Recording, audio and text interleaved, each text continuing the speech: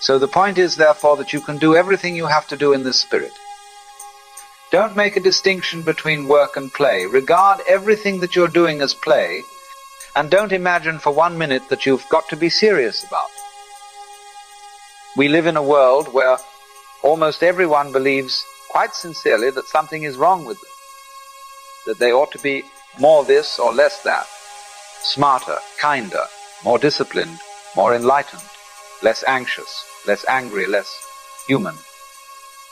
And so they go chasing endlessly after some future version of themselves, always just around the bend, where they finally get it all right. But I'd like to suggest something a little scandalous, that there is absolutely nothing wrong with you, at all. Your very being, this moment, this breath, this strange and sacred sense of I am, is already perfect. Not perfect in the moral sense. Not tidy, polished, or well-behaved.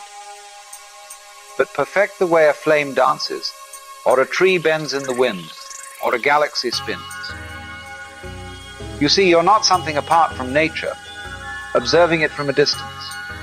You are nature, just as much as the stars, the ocean, and the clouds. The patterns of your thoughts, your laughter, your sorrow. They are every bit as natural as the ripples in water or the sound of thunder. And you don't need to do a thing to earn your place here. Because the truth is, you are all already an extraordinary phenomenon of the universe. You're just like that. That is enough.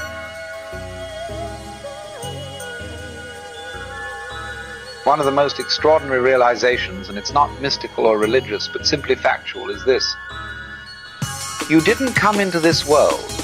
You came out of it just as an apple tree apples the universe peoples, and you are one of those people. You're not a stranger wandering through a foreign land. You are this place, its eyes, its thoughts, its wonderings about itself. Now, most of us were brought up to feel separate, as though we're tiny egos, trapped inside these bags of skin, looking out at a world that's over there, full of objects and others. But that's a trick of perception, an illusion of language and labeling. In reality, there's no line where you stop and the world begins. You are continuous with it, like a wave is with the ocean. Look at a flame. Does it have a boundary? A fixed shape? It's a process, a happening, a flow. And so are you. You are not a static thing. You are a verb disguised as a noun. A whirl of consciousness, feelings, memories, all shimmering like light on water. When you were born, the universe didn't make a mistake. It wasn't trying to test you, fix you, or mold you into something better. It was expressing itself as you. And what a peculiar, delightful, and intricate expression you are.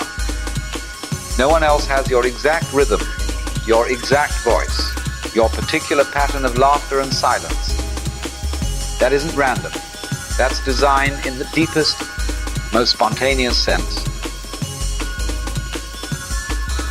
But here's where the confusion sets in.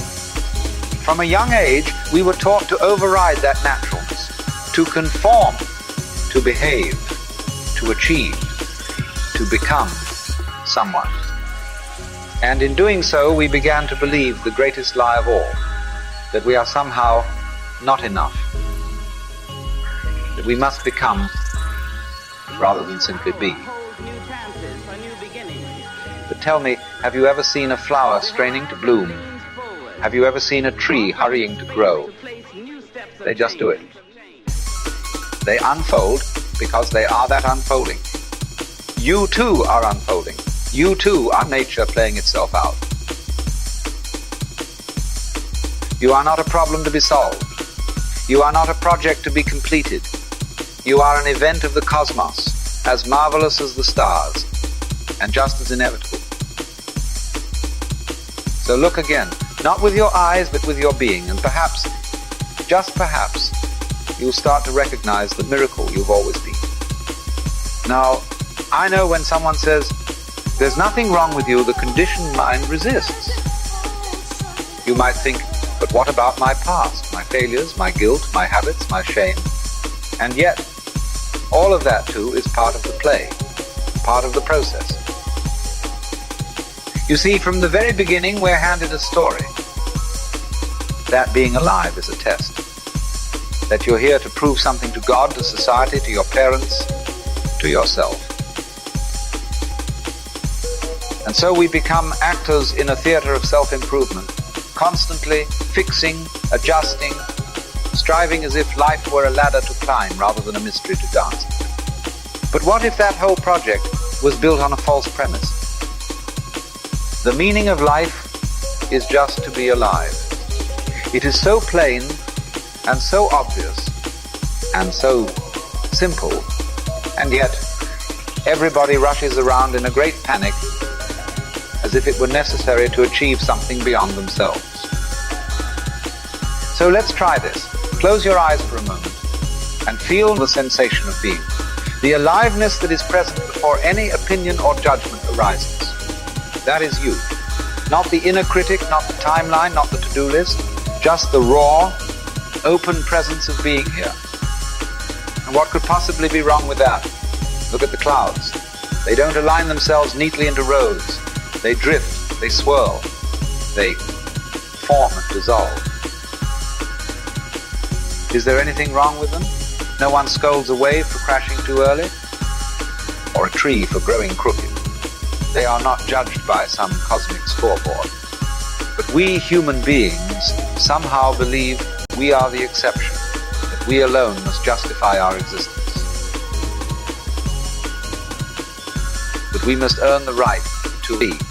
And this is the root of our suffering, the original illusion.